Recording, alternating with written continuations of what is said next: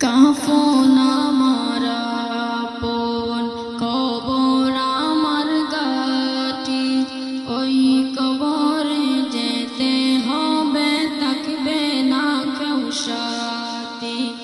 কাফন আমার আপন।